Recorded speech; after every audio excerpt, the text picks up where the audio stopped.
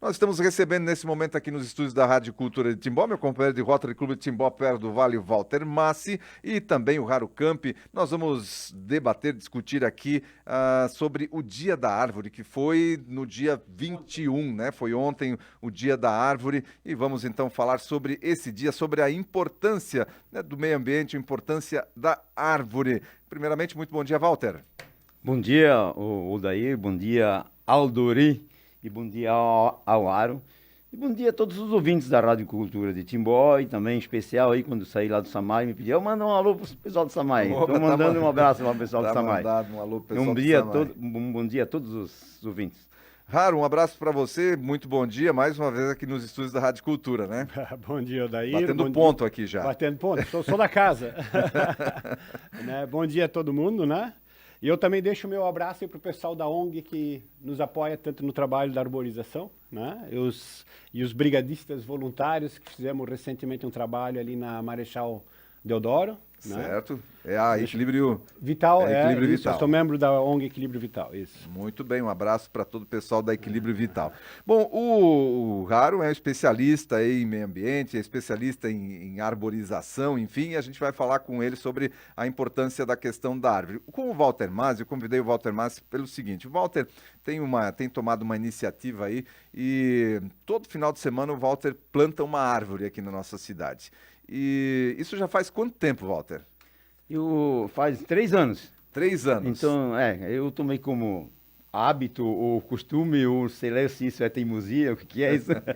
E todo domingo de manhã, vamos supor, eu dedico 1 hora ao Parque Central lá, eu sou vizinho, moro próximo, então eu planto uma árvore, porque eu notei que lá eles plantavam umas árvores e morriam, não sei porquê, ela não vinha, tá?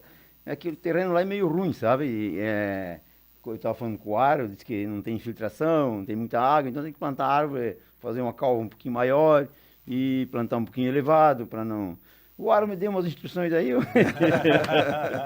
e eu vou seguir. Mas já fica o convite para o próximo dia de capacitação da ONG, para tu ir lá participar, que é muito legal, tu vais gostar. Mas, então, isso aí eu faço com dedicação e simplesmente só para... dedicar 1 hora por semana para o município.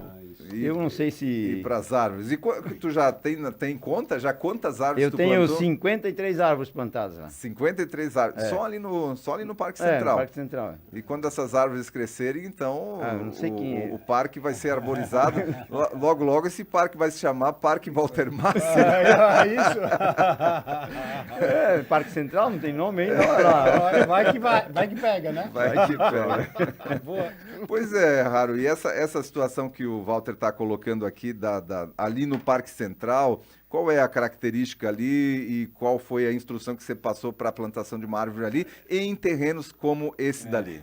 Essa situação, claro, do Parque Central é bem extrema, né? Ela tinha uma ocupação prévia, que era um campo de futebol, era uma área muito compactada, tinha um barzinho ali onde estavam as figueiras, ali perto. Nós também já fizemos uma brigada de voluntários, na verdade foram 3, para tentar recuperar essas figueiras, recuperar um pouco o solo das figueiras, que elas estavam soterradas, compactadas, né? Estavam realmente morrendo, elas estavam morrendo, né? Recuperaram um pouco, mas esse trabalho deveria ser repetitivo todo ano, a cada 6 meses, para elas poderem ter um pouco mais de vigor. Mas o solo ali é um solo argiloso, muito compacto, e isso faz com que o teor de ar no solo é muito baixo. E as raízes, por incrível que pareça, precisam de ar, né? Do solo. Né? E aí, nessas situações, acontece muitas espécies não conseguem resistir a esse baixo teor de ar, e quando chove, o ar sai e entra água. Então, também fica numa situação de inundação, e tem muitas espécies que morrem, né? Apodrecem raízes, aí tu vê de vez em quando uma ponta de um galho podre, porque é a raiz que apodreceu, e aí de repente ela cai. E aí tu vais ver embaixo todas as raízes podres, exatamente porque o solo é inadequado para isso. Existem algumas espécies mais apropriadas, sim, né? Mas eu estava conversando, né, da necessidade de realmente se preparar, e não adianta fazer uma cova de 50, 60 ali, tem que ser uma cova de 1,5 metro, mais ou menos, né? Isso tem que fazer com máquina, né? Tu não pode fazer no braço, desculpa, não vai dar, né? Certo. E é uma coisa assim, o nosso Parque Central foi criado esse espaço, né? Eu me lembro, um tempo atrás, ainda tinha uma escola ali também, né? Aqueles prédios todos. E isso foi aberto, foi oferecido, digamos, se virou uma área pública, mas sem o tratamento de solo. Tanto é que muito entulho está enterrado ali embaixo, só colocar uma camada por cima. Então é muito... É a pior situação que tem, né? Claro, o gramado ele até se aguenta, né? Mas tu vê que o gramado está cheio de inso, tu não consegues manter uma grama limpa, né? Em função de uma situação extrema de solo inadequado, né? Então, o que o Masi está fazendo de plantar árvores, acho que todo mundo devia adquirir esse bom costume, né, esse compromisso. E é muito legal, eu não sabia quem era. Todo mundo falava, tem um senhor que está plantando árvores no Parque Central. Eu digo, nossa, eu não conheço, eu não sei. Ele deve morar por perto, né? Mas eu nunca vi também, mas sempre escutei. Né, e de parabenizar pela iniciativa, né? Claro, a gente esperava que uma cidade que nem a nossa, comprometida com o turismo, né, qualidade de vida, né, a melhor cidade abaixo de 50 mil habitantes do Brasil para se viver, a parte de arborização é muito importante. Nós temos relativamente ainda uma boa quantidade de árvores, mas a gente sabe, é só ir lá no Departamento do Meio Ambiente e perguntar, é quase que diariamente são feitas solicitações e autorizações para supressão de árvores. Então, isso é uma característica do mundo desenvolvido, né, que vai crescendo, que vai simplesmente eliminando as árvores, né, em uma permuta para concretar e impermeabilizar o solo. Cidades mais evoluídas, países mais evoluídos, eles exigem a contrapartida das árvores, né? Tu tem que ter uma árvore no teu projeto. Se é num prédio, tem que ter 12, 14 árvores, né? Se vai ser na praça em frente, se vai ser na calçada, se vai ser dentro da tua propriedade. Isso é um problema teu, mas tu tem que botar árvore. E aqui no Brasil a gente autoriza ainda a retirada, até daquelas que ainda estão, né? Tem quantas pessoas que constroem um novo prédio, tem uma árvore na calçada, ele vai lá e corta a árvore para ver a fachada do prédio. Né? Certo, certo. Puxa, isso eu penso assim, claro que isso é cultural, né? Mas eu sempre digo, uma arborização numa cidade é que nem um pacote de presente, né? Um embrulho do presente. O presente pode ser bonito tudo, agora se o pacote está feio, né? A árvore tem que estar saudável, tem que estar bonita, e ela enfeita, ela melhora, ela torna muito mais agradável e atraente o ambiente, ela complementa a proposta arquitetônica de um prédio, né? Deixa a coisa mais suave e principalmente com melhor qualidade de vida para todo mundo. Cara, quando a gente circula na nossa região, especialmente Timbó, vamos falar da nossa cidade aqui, a gente vê muito verde, né? Nos morros, nas montanhas aqui. E aí, como é que fica essa compensação entre o que nós temos, né, nos arredores e o que nós temos aqui no nosso centro, né, na nossa área urbana? Rapidamente, né, só comentar algumas coisas, a gente chama isso de benefícios ambientais e ecológicos que uma árvore causa no ambiente onde ela está inserido. A gente tem que lembrar que esses benefícios, eles têm um raio de ação. Certo. Ali de 100 metros, 50 metros, não é muito, dependendo do tamanho da árvore e tudo mais. Então, a árvore que está lá no morro, ela está fazendo benefício lá no morro, né? Ela não está fazendo benefício aqui na cidade. Então, a gente pode citar alguns benefícios, né? Primeiro, claro, todo mundo sabe, tanto lá no morro como aqui, ela transforma o gás carbônico, que é o gás de efeito estufa, né, em oxigênio, e o carbono ele fixa na forma de madeira, né? A estrutura, né? A madeira de uma árvore é nada mais do que ar solidificado. É uma coisa que pouca gente se dá conta. Certo. Né? E por isso também a melhor forma de diminuir o efeito estufa do planeta é plantar árvore. E também, não só plantar, mas usar essa madeira, usar ele como material de construtivo. Quando ele está, digamos, imortalizado no móvel, numa casa, numa parede, numa mesa, o carbono está fixo, ele está ali. Né? Tem móveis com mais de 2.000 anos de idade, de madeira, onde o carbono está fixo. Agora, se tu usar ele para pellet, para queimar, tu entra só no ciclo, tu só recicla. Certo. Claro que tu não estás aumentando a quantidade de carbono na atmosfera, porque não estás usando combustíveis fósseis, que aí é outra coisa. Né? A gente tem que lembrar que há mais ou menos 500 milhões de anos atrás, quando começaram a surgir as árvores, a atmosfera do planeta era altamente ácida. Se a gente respirasse, a gente ia queimar instantaneamente. Né? E isso foi o desenvolvimento dessa população de árvores que possibilitou a diminuição do CO2. E outras toxinas, né? Tem outros elementos químicos no ar que fazem mal para nós, que precisam de um nível de concentração mais baixo. E foram as árvores que fizeram isso. Não teve nenhum outro ser que pôde fazer isso. São as árvores, as algas, né? A fotossíntese fez isso. Certo, né? certo. E levou mais ou menos aí quase 495 milhões de anos para essa atmosfera ficar como a gente conhece. Hoje, com a industrialização, a poluição, combustíveis fósseis, a gente vê que o CO2 está aumentando um pouco, sim. Mas ele sempre aumentou, mesmo antes da era industrial. A gente tem que poder separar isso, tá? A questão hoje é o excesso de impermeabilização de solo e as bolhas de calor ao redor das cidades. E ali a gente sabe que, um exemplo bem típico, num dia de verão, nós temos um verão bem forte aqui, né? No sol pleno, ao meio-dia, o asfalto chega a passar de 68 graus, a temperatura do asfalto. E na mesma rua, no mesmo dia, na mesma hora, na sombra, na calçada, debaixo de uma árvore, a temperatura não passa de 32 graus. Certo, é menos da metade. Menos da metade, né? Uhum. E a gente tem que lembrar também o conforto térmico ainda menor, a sensação chega a 30, 29, porque a árvore com muita temperatura, ela transpira muito. E esse vapor que refrigera. E ele que te dá esse bem-estar. Né?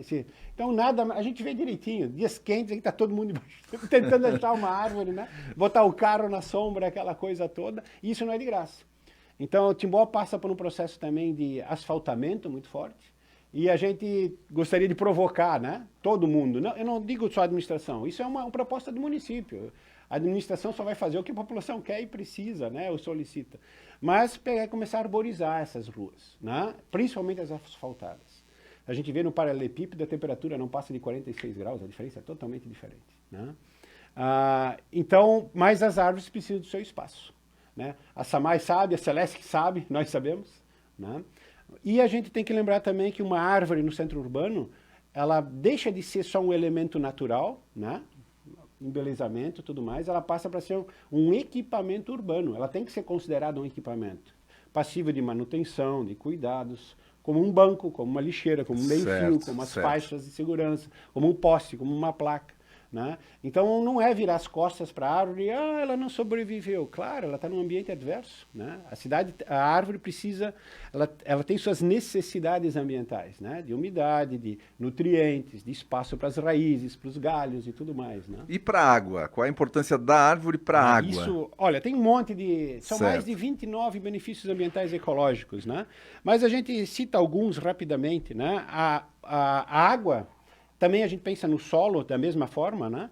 A água, a planta, ela bombeia, uma árvore adulta, ela bombeia de 400, 600 litros de água por dia. O que ela faz? Ela puxa isso pelas raízes e por evapotranspiração joga o vapor da água pura, a água destilada, na atmosfera. Quer dizer, todas aquelas toxinas, as sujidades, a poluição que está na água, diluída na água, ela retém. Ela não consegue passar isso pelo vapor da água. Né? Então ela filtra e limpa, por isso que é a melhor forma, mais barata e mais eficiente de despoluir tanto a água como o solo. Né? Certo. O solo também, a partir do momento que nós temos bastante chuvas, as toxinas, os poluentes no solo se diluem na água, a planta vai absorver, vai fazer esse processo e ela devolve, né? Ela pega a água poluída ou o solo poluído e devolve um vapor de água totalmente puro. Né?